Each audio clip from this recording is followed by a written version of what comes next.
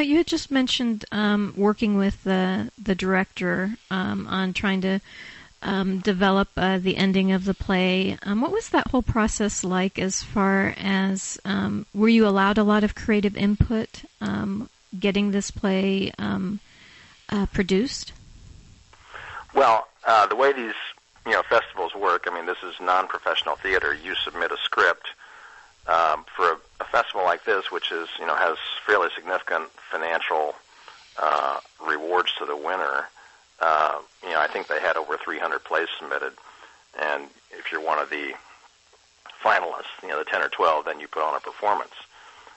So I wrote that play, as you can imagine from the chronology I've just given you. I started writing it in the 1980s, before I had a word processor, and I'd go home and scribble or type or something, and never got it finished and put it aside basically until the year 2000. And when I finished it and started sending it around, it was performed once by the same producer who's producing it now, Patricia Watt, in 2006 in New York.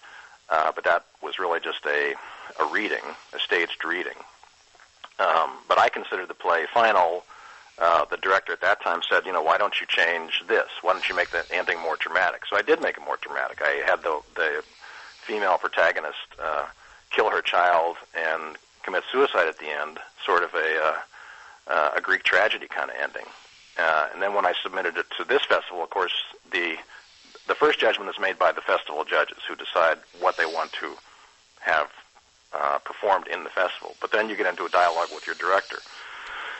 And he took a look at the script, and he made some light suggestions. I did a second draft, clean up typos and so forth, and cut down wordy passages, as the old saying goes, "Kill your darlings."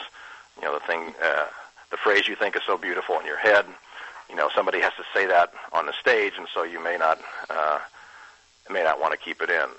We did a second round of revisions, and he's sort of reading out what I had done before. And he said, there's 3 places where I think it just, it lacks dramatic progress. And I have to say, and he persuaded me to completely rewrite the ending, completely rewrite the scene in which the workers vote.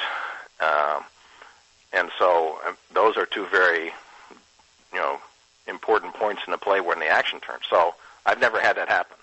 And Stephen has much more experience in the New York theater than I do. If you look at his resume on the website, I'm just a guy sitting at my computer at night, tapping away.